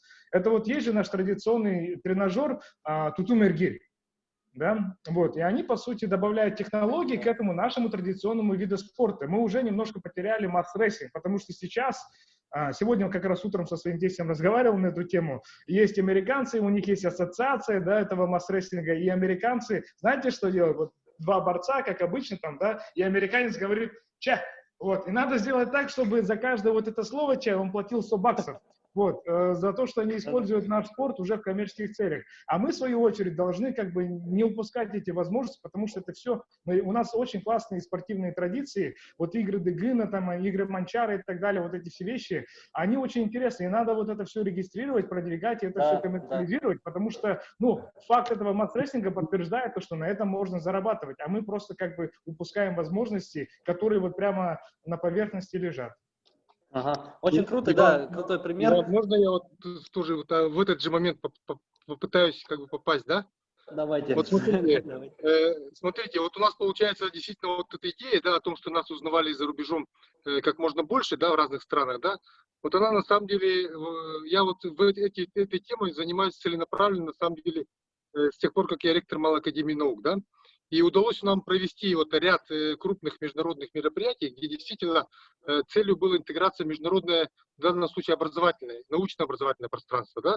Вот те самые международные интеллектуальные игры, которые мы провели в 2018 году, собрали 40 стран, ну, считая Россию, да, если всех участников посчитать. Вот, но смотрите, в 2022 году игры второй раз, так? И вот я вам как информацию закидываю, да, о том, что мы хотим сделать охват не 40, а 140 стран, условно говоря, да. Я вот думаю, что такая возможность имеется благодаря именно современным технологиям, так? Придумал, как говорится, пару фишек, которые должны позволить превратить это локальное событие в Якутске, превратить это в большое международное событие. Так?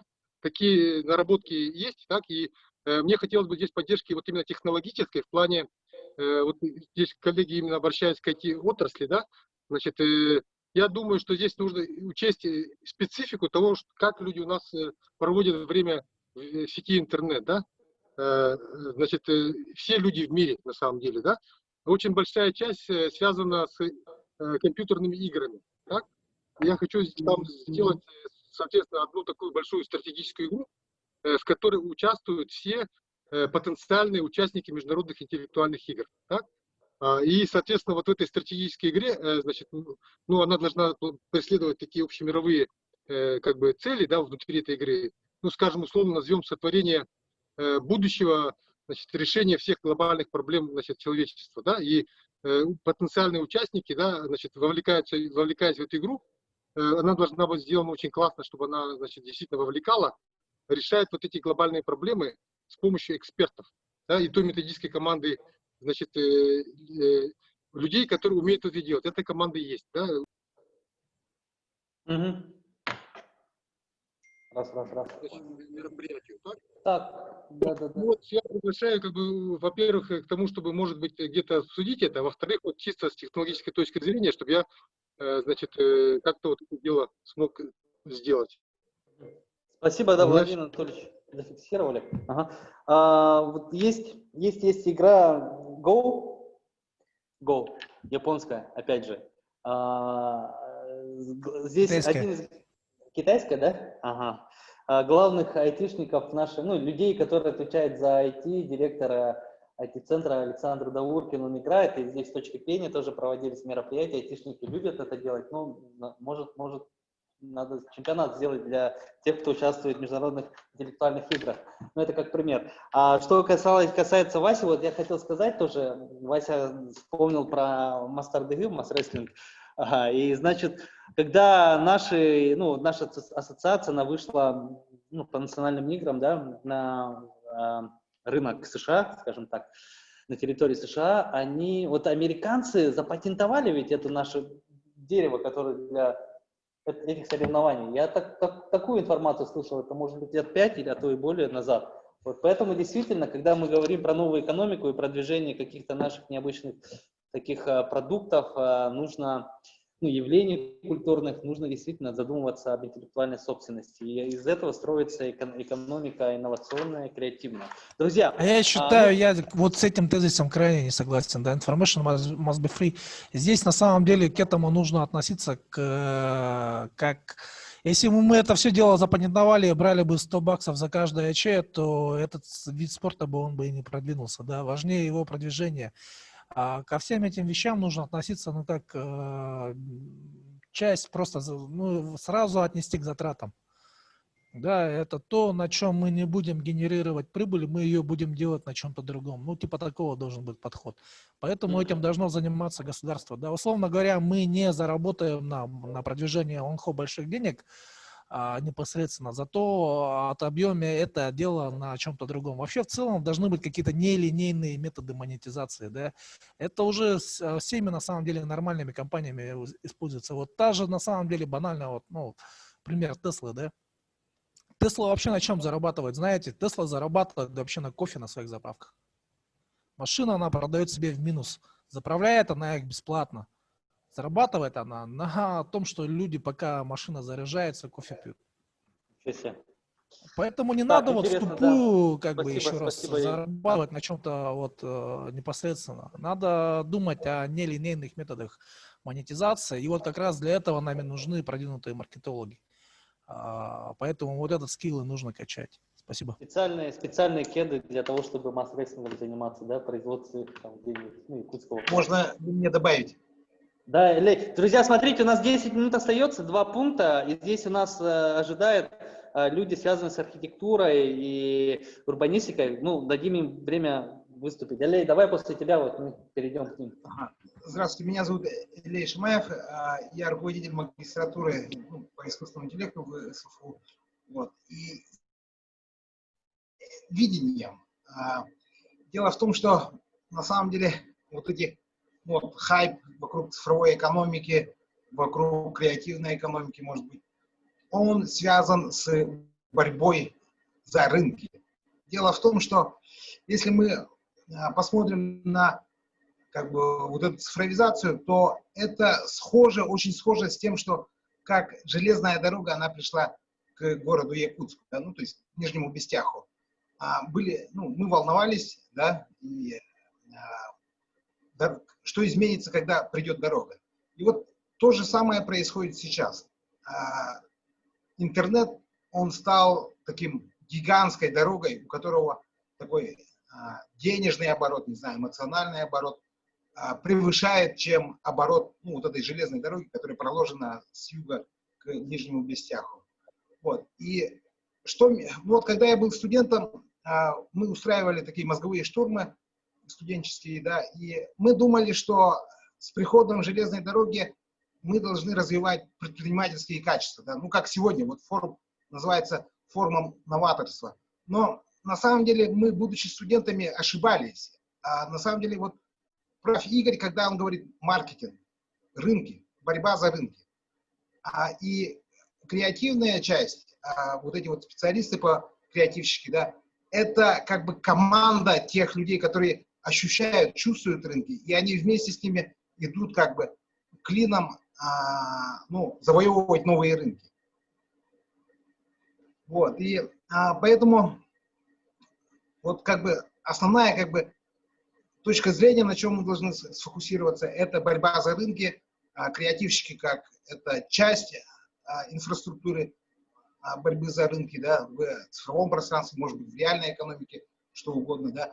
И я бы хотел напомнить про приезд в Якутск двух специалистов из Москвы. Это Мария из S7, она начальник отдела стратегического маркетинга, и Кузьмин Иван, он тогда был сотрудником Озон, как бы дата-сайентистом, аналитиком по продажам.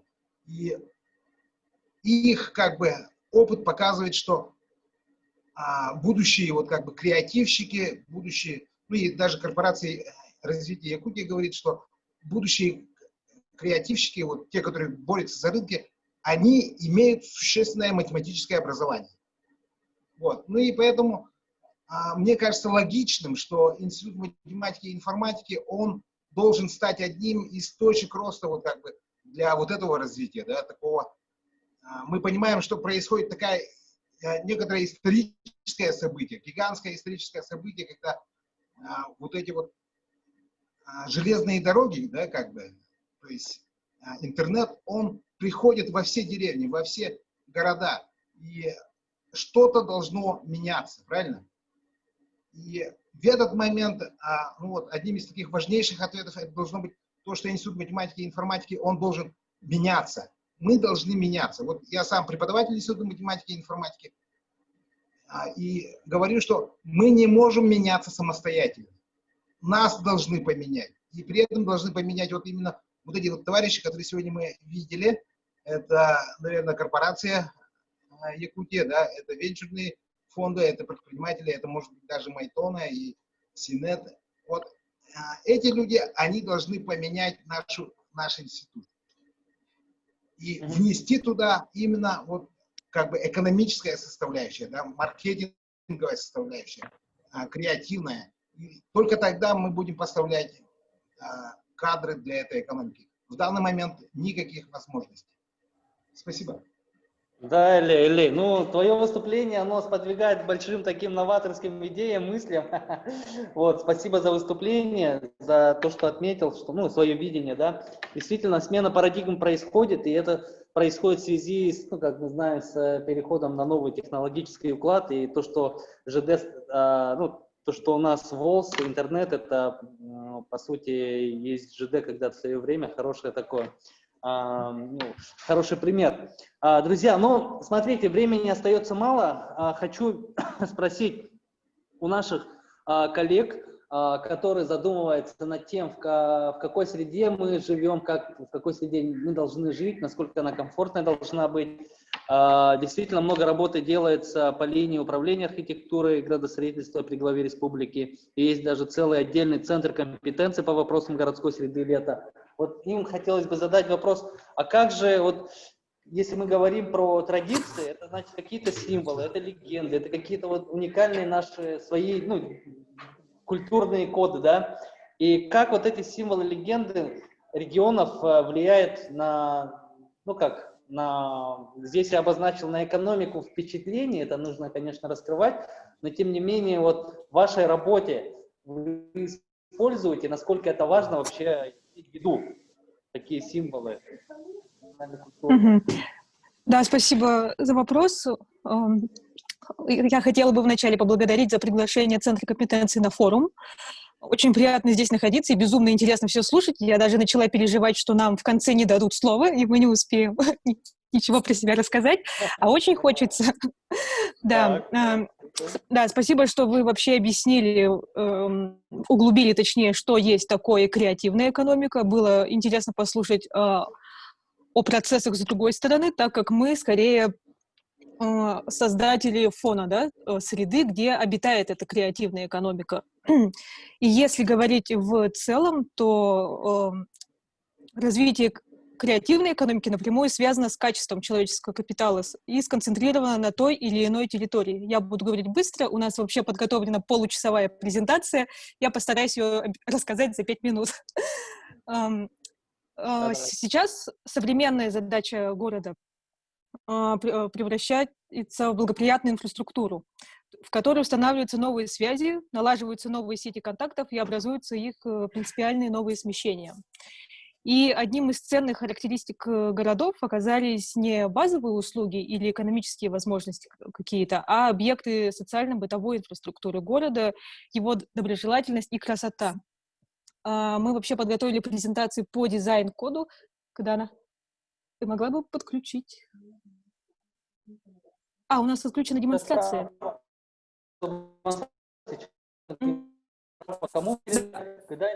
Кыдане Игнатьева, да, спасибо.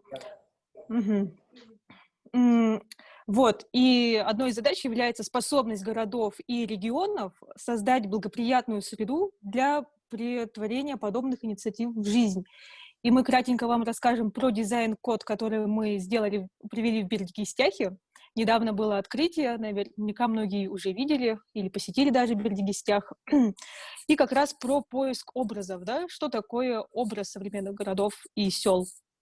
Это его лицо, да, это его портрет, это его внешность, запоминаемость и как это, ну, портрет для других людей, да, его образ.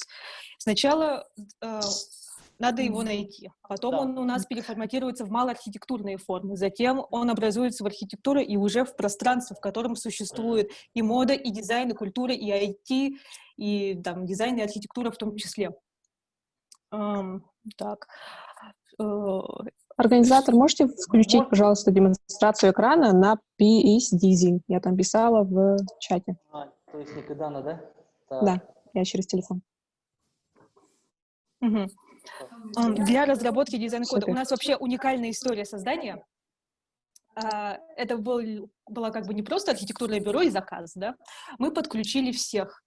Вначале на нас вышла администрация Бердигистяха, которая сказала, давайте мы сделаем что-то интересное, что-то новое, что-то хорошее, чтобы мы могли развивать наш поселок в будущем. Да? То есть дизайн-код относится к стратегическому планированию также. Они готовились к 21-м играм Манчары, и мы сказали, давайте мы вам предложим новый формат урн, скамеек, остановок, всего. К аналитической части. Важная часть любого проектирования — это анализ. Мы подключили архитекторов, студентов из СВФУ и АГИКИ. В прошлом году управление архитектуры заключило с ними контракт. И студенты, как вы уже говорили на сессии, должны как бы на себе почувствовать, что такое есть работа будущего. Не выходить, как я, например, да, абсолютно не знаю, чем заниматься в будущем, а знать, что такое бюро, что такое архитектурный процесс и как работать с населением и вовлечением жителей. И с администрацией, да, в том числе. И наши студенты под нашим руководством с Ириной Дмитриевной, это Ирина Анисимовой и с Светланой Ивановой, мы провели огромный анализ всего села. Студенты отфотографировали каждый элемент. Скамейку, урну, остановку, знак, адресную табличку. Затем они загрузили эти данные в карты, цифру, да? Проанализировали местность саму, эту окружающую среду, показали на карте, где находятся все предпринимательские точки роста, общественные пространства, в общем, и так далее, и так далее. Затем эта огромная информация передалась уже профессиональным архитекторам, которые работали непосредственно с преображением, да, то есть уже с поиском новых каких-то архитектурных образов. Студенты из АГИКИ сами, работая вместе с жителями и администрацией, разработали брендинг села. Они показали, что вообще, да, вот на экране вы видите, вместе с администрацией жителей было голосование, проводились опросы, подключились жители на начальном этапе. И вот уже на открытии Сквер ИЕ запустил готовую линейку брендированной продукции какой-то даже. Так, дальше. Что у нас еще было? Да, и в будущем они это планируют делать. Это также переходит на навигационные знаки. То есть дизайн-код, он охватывает все. Он охватывает от самой маленькой детали, да, как вот этикетка на кружке, до уже вывесок, фасадов, архитектуры, ограждений и так далее. Вот. Когда продолжи, пожалуйста, насчет синхронизации с программами, так как это анализ, это половина работы. Не слышно? Не слышно. Микрофон надо включить тогда. Так, всем привет еще раз. В общем, спасибо, Анку, коллеги. В общем, по результатам выявленным проблемам и недостаткам по исследованию художественной архитектурной части села были разработаны следующие рекомендации по улучшению виду села. Вот в Бердигистях можете посмотреть тут, как мы с предпринимателями начали работать. Например, предприниматель торгового центра «Далей» уже по дизайн-коду хочет сейчас поменять свою входную группу. Сейчас выглядит оно вот так, а должно быть вот так. Сейчас уже он разрабатывает. И вплоть до рекламных носителей на фасадах зданий мы разработали им такие правила и требования к вывескам и к информационным стендам. И все это сейчас уже... Мы разработали дизайн-код летом, и в данное время уже можно посмотреть результаты Вот общественное пространство АЕ тоже было разработано по заданному стилю в дизайн-коде. Можете посмотреть. Далее в общественном пространстве АЕ есть круглогодичный павильон, и сейчас внутри работает вот такая вот кофейня, где тоже используется брендинг, разработанный нами тоже. Также в дизайн-коде были предложены проекты автобусных остановок, который был синхронизирован программой поддержки местных инициатив, ну, ППМИ. Были реализованы по программе ППМИ, то есть автобусные остановки, скамейки, урны и вплоть до навигационных указателей. Также можете посмотреть, тоже по стилю дизайн-кода разрабатывается в данное время, строится пешеходный мост реки Матта. Также сквер «Я люблю горный» с арт-объектом. В общем, здесь можете посмотреть огромную работу нашу архитекторов плюс студентов. И, конечно же, это администрация села Бердигистях, которые очень активно воплощают сейчас всю разработку в жизнь. Да, когда мы говорим «мы», это не значит «мы», центр компетенции, да, это значит все участники программы. То есть администрация, архитекторы из базы 14, студенты из ФУ, и АГИКи, и предприниматели, и жители, это все. Кстати, про образ, да, можешь показать наше ограждение интересное? Что такое вообще образ села в селах, да?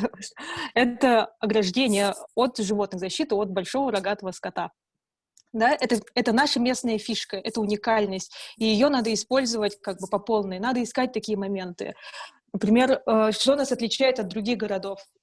Практически все. У нас совершенно другие климатические условия, у нас другая культура, другой менталитет, и все это должно учитываться при проектировании. Да, находятся специальные узоры, общение с жителями, да, это очень важная деталь. Самое важное, наверное, потому что архитектор не должен навязывать свое мнение. Город или там село — это договор между всеми жителями. На самом деле хочется очень много говорить. Дизайн-код — это самая малая часть нашей работы. Да, но я понимаю, что у нас сжатые... Да, это получается первый дизайн-код села в России. То есть до этого никогда еще никто не разрабатывал именно села. Да, и хотелось бы завершить как-то, сказать, вот вы много говорили про маркетинг, про то, что надо продвигать и греметь, да, это же на самом деле мировой какой-то уровень, ну, взгляду. И если у вас есть как бы предложение, или вы можете нам помочь, чтобы это действительно было как бы важно в информационном поле, то да, возможно, при внедрении нашего дизайн-кода села. Сейчас разрабатывается очень много тоже других дизайн-кодов. Например, в селе Барагонцы тоже разрабатываем совместно с мафами и с брендингом. Мы посмотрели там новость, что недавно открылся IT-парк. Возможно, это как-то можно было бы совместить по внедрению дизайн-кода. Да, очень много администраций муниципальных образований обращаются к нам, уже видя результаты нашей работы, да. Например, Бердигистяха, там, других городов, Покровска, Алдана и так далее. Девушки, очень круто. Я хотел вот кратко сказать, да, Иван Степанов, если разрешишь. На самом деле в мире многие институты развития больше на самом деле фокусируются не сколько на финансировании там, и так далее, да, а именно на создании комфортной среды. Потому что там, где комфортная среда, там, ну, в принципе, люди сами хотят жить и, собственно, и развивать и экономику, и инновации и так далее, да. Есть примеры множества, на самом деле, институтов развития мировых, которые, на самом деле, фокусируются именно только на этом. Ну, в принципе, у меня вкратце все. Да. Спасибо, Игорь. Да, действительно, вот в этой логике я тоже хотел сказать, и вот сейчас видно, не видно, здесь. Ладно, покажу слайдик. Я попрошу обратить внимание на наших архитекторов и проектировщиков. Вот есть такая работа, как новая модель села, и там тоже очень нужно участие профессионалов в этом плане. Действительно, та среда, где мы живем, она нас питает. Там, где мы хотим жить, творить и созидать, это, ну, самое, что ни на есть, наверное, главное. Да, ладно, мы общаемся, там что-то происходит, что-то делаем, проекты запускаем, работаем. Но тем не менее, когда создать благоприятные условия людям, у которых есть идеи, стремление что-то сделать, и от среды это все очень много зависит. Вот тут как раз креативный класс, здесь видно, да? Ага. Вот, есть такая книжка, и не зря здесь обозначено люди, которые создают будущее. Для этих людей, этой категории, креативных людей, креативного класса, нужны соответствующие условия. И новая экономика, она появится тогда, когда мы будем жить в комфортных условиях. И спасибо, что вы делаете, и действительно то, что в Бердигисяхе сделано, это уникально. Чуть ли не в России единственный дизайн-код, даже в городах наших нет такого дизайн-кода, а там уже сделали прям очень четко-четко. И там IT-парк появился, и в скором времени появится тоже сельское пространство Сайды, что означает развитие в переводе. И давайте дальше работать, дальше обсуждать подобные темы уже на местах, выезжая туда, там, где действительно классно, и целыми командами выезжать. Это как одно большое действительно сообщество. Ну и, друзья, давайте завершать, не хотим вас задерживать, обеденное время. Спасибо хочу сказать Петру за то, что, за градус, он знает о чем, вы тоже понимаете, он действительно поднял градус, и у нас очень живая такая беседа состоялась, и информации очень много. Вот, и мы насытили друг друга этой информацией, подкрепили, прокачали. И мы сегодня продолжаем наш форум. Вань, спасибо тебе. Можно я тебя перебью? Там буквально 5 копеек ставлю тоже, коллеги. Да, давай. Мысль такая сейчас пришла. Почему Бердигисях развивается? Потому что дорогу построили асфальтированную до Якутска. И сейчас ехать 2,5 часа до Бердигисяха, поэтому дороги решают. Дороги решают, но это не все. Это главное желание и потенциал. Как я вначале сказала, к нам пришла сначала администрация. Не мы пришли к ним, они сказали с четким запросом. Давайте делать. Да, там люди в администрации, глава, он обучался в 90-х или в 2000-х за рубежом в Англии, там заместитель тоже в Швейцарии обучался. То есть это те люди, которые во время президентства Михаила Ефимовича Николаева, первого президента республики, обучались за рубежом. И это как результат отсроченный. И асфальт тоже решает, люди решают. Так что, друзья, теперь давайте зарешаем, чтобы среда порешала, да, по-любому там вообще, наверное, какой-то бум произойдет. И вот я что хотел сказать, мы продолжим наш форум с 16 часов, нам присоединятся федеральные эксперты, и мы совместно тоже там подумаем, обсудим действительно новые смыслы, парадигмы развития территории. Хочу вас всех поблагодарить, что зашли, что проявили интерес, и в течение сегодняшнего дня, завтрашнего дня тоже подключайтесь, продолжаем наш форум новаторства. Если есть желание остаться, можете остаться, договорить отдельно, напрямую, обменяться телефонами, либо запросы сделать какие-то. Можем Zoom не закрывать. А так эта сессия закончилась. Хорошо? Спасибо всем. Спасибо. Очень Всем круто. спасибо большое. Спасибо, до свидания. Спасибо всем, до свидания. Всего хорошего. А Владимир Егоров ушел уже, да, уже? Или еще Нет, я здесь.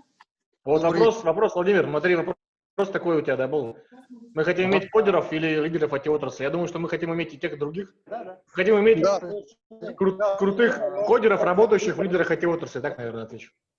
Да, вот смотрите, но в парадигме, о которой мы говорили, о том, что мы должны продавать за пределами, да, то тут ответ, мне кажется, более очевиден. Кого мы должны, да, больше на кого внимание. То есть мы не должны тех людей, которых будут нанимать другие. Мы должны сделать так, чтобы мы нанимали кого-то. И они работали там. Это сложный процесс. Смотри, они же постоянно уходят, приходят, там это такой текущий момент, текучка такая есть.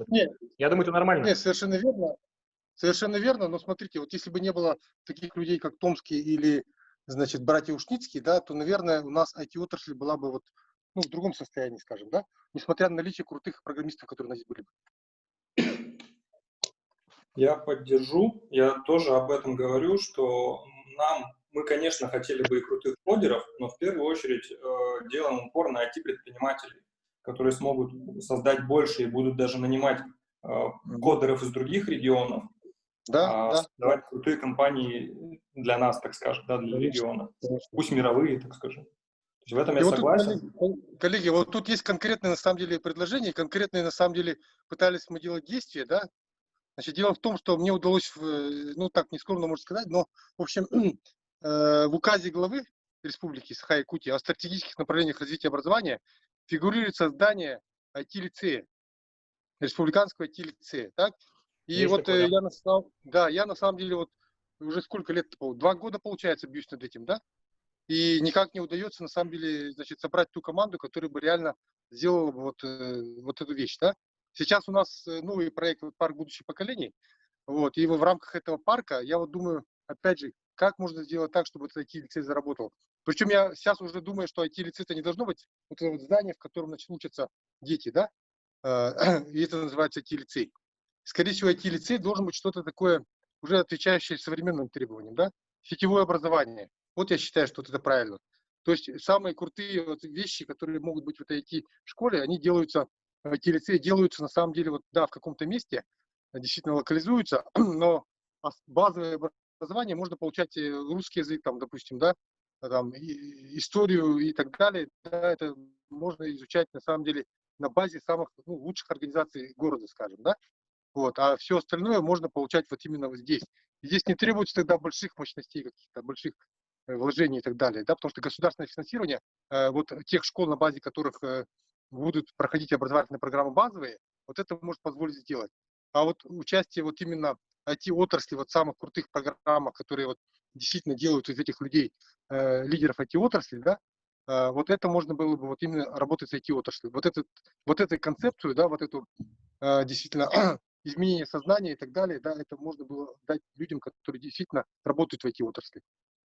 Вот у меня такая вот идея сейчас. Как бы вот готов со всеми, кто в этом поучаствовать, это обсуждать. Мы тоже готовы, давайте обсуждать, эта идея хорошая. Сейчас на слуху, да.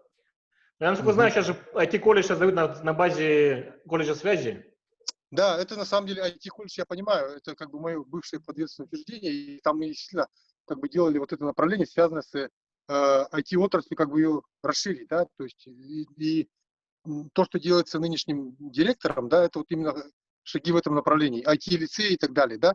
Но вы поймите, что, ну, скорее всего, наверное, ну, скажем, образовательный уровень вот тех людей, которые туда приходят учиться, да, и кадровый состав вот этого IT-колледжа, да, которые привыкли учить людей, ну, скажем, вот именно из отрасли СПО, да, ну, наверное, не позволит нам сделать вот именно такой, ну, скажем, мы же претендуем на мировой уровень всегда, правильно? Вот, и, соответственно, это вряд ли на базе этой можно. Я этот вариант рассматривал, и предложение от директора получал в этом направлении.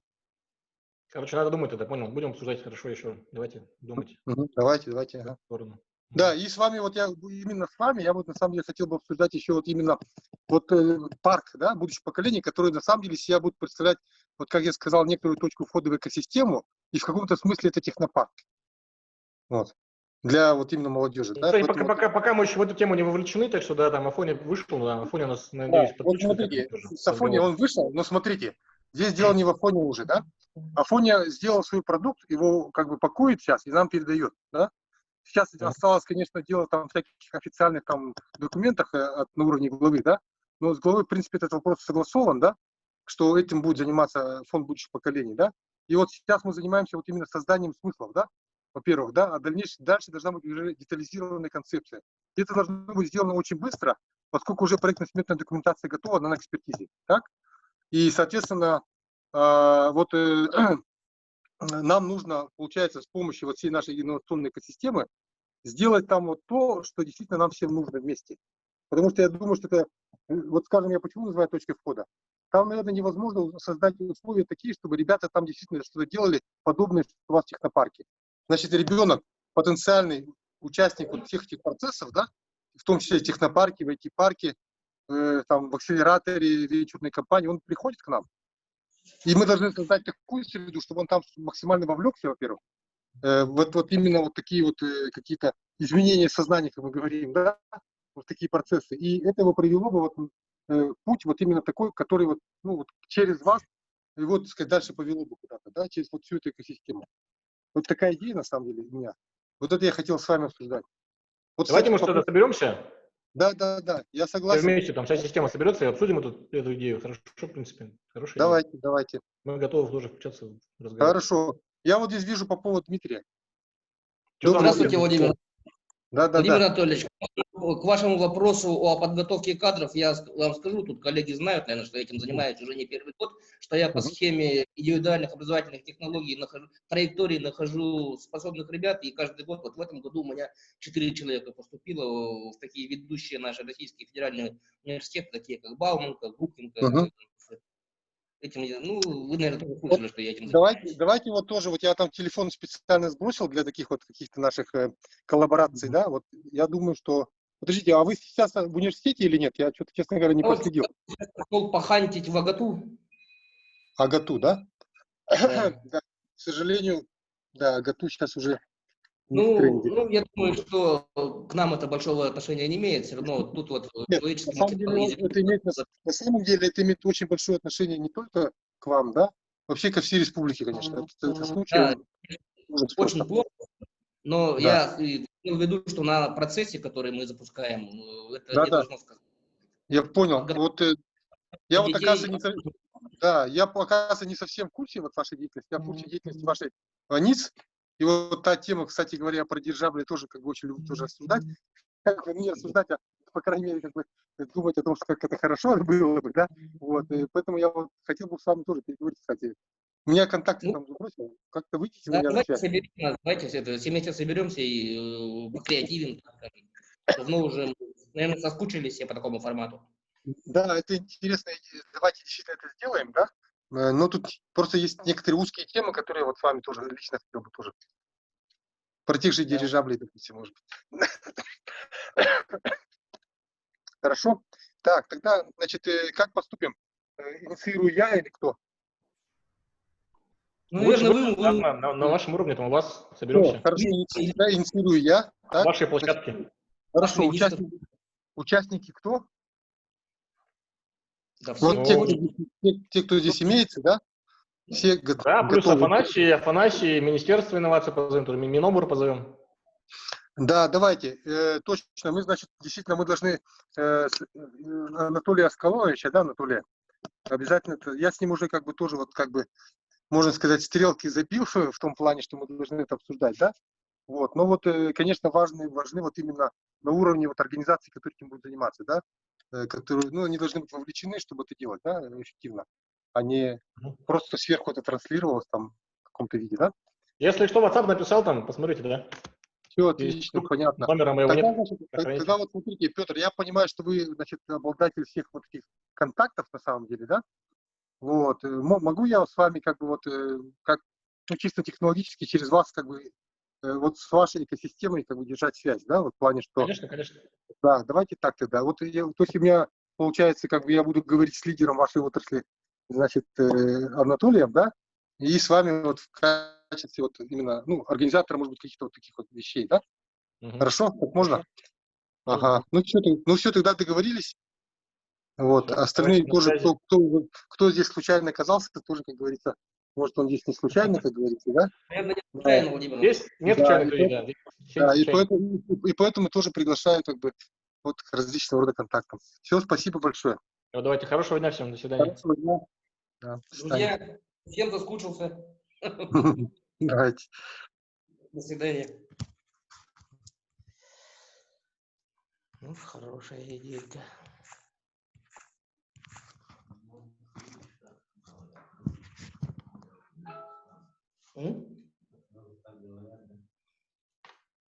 Ну, надо собраться. Вот с этим парком будущего поколения на самом деле у них прорыв. И нам надо тоже